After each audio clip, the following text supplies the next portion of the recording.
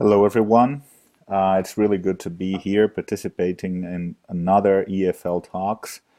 And today I'm here to talk a little bit about something that's really dear to my heart nowadays, which is what is the point, what's the purpose of education? And I choose to bring this topic to an EFL setting, an EFL Talks, because that's something that I think that as educators we should be aware of. English teaching, English language learning is education as well. We cannot just be distancing ourselves and maybe talking too much about I teach English and English, but that's part of education.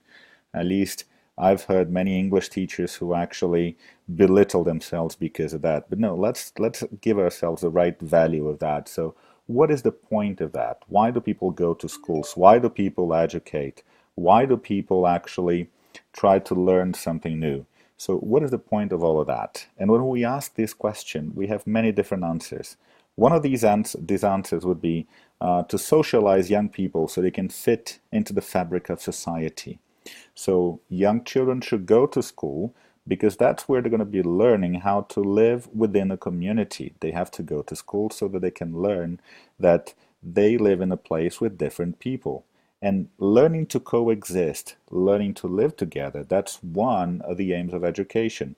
And many people claim that this is one of the reasons why homeschooling is not as good, because your child doesn't really engage with other kids. It's just at home, at least for the learning part, for most part of the day.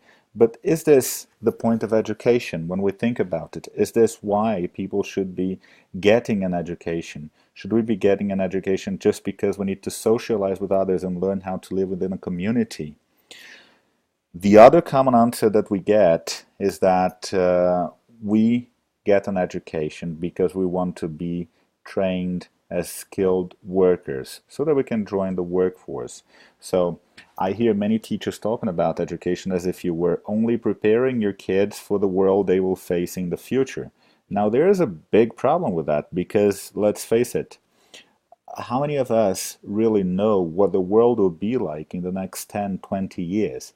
We are in the middle of a turmoil, in the middle of a massive change on account of technology and mainly technology, but on account of the relationships between workers and companies and people working on their own and people creating their own business. And this has created a completely different workforce and market, right? This job market is completely different nowadays.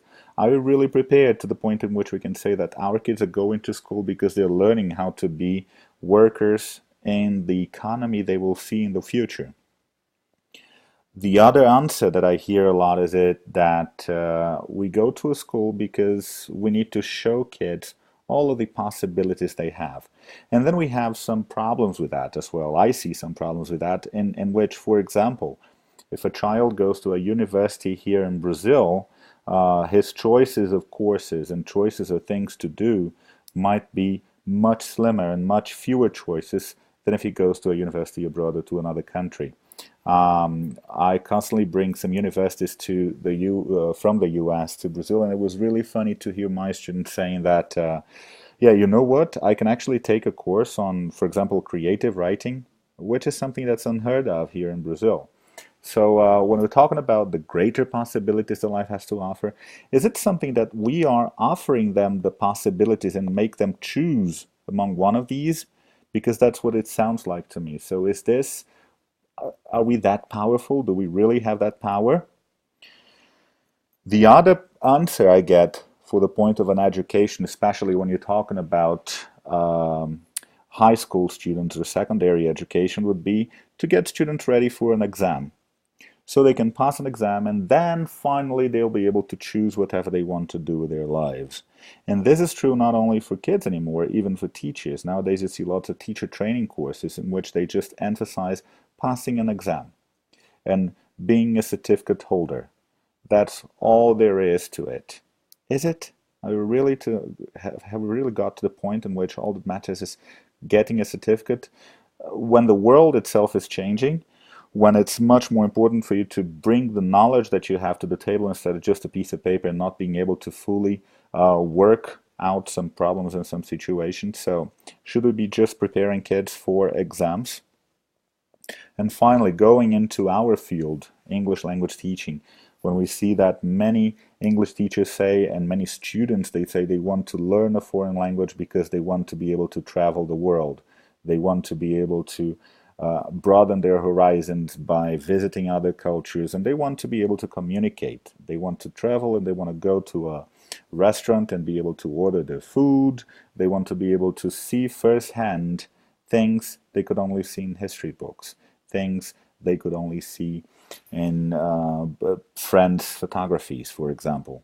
So that is something that we tend to say, yeah, come here and let's have an English class. I'm going to teach you how you can travel. I'm going to teach you English so that you can travel and so you can see the world on your own.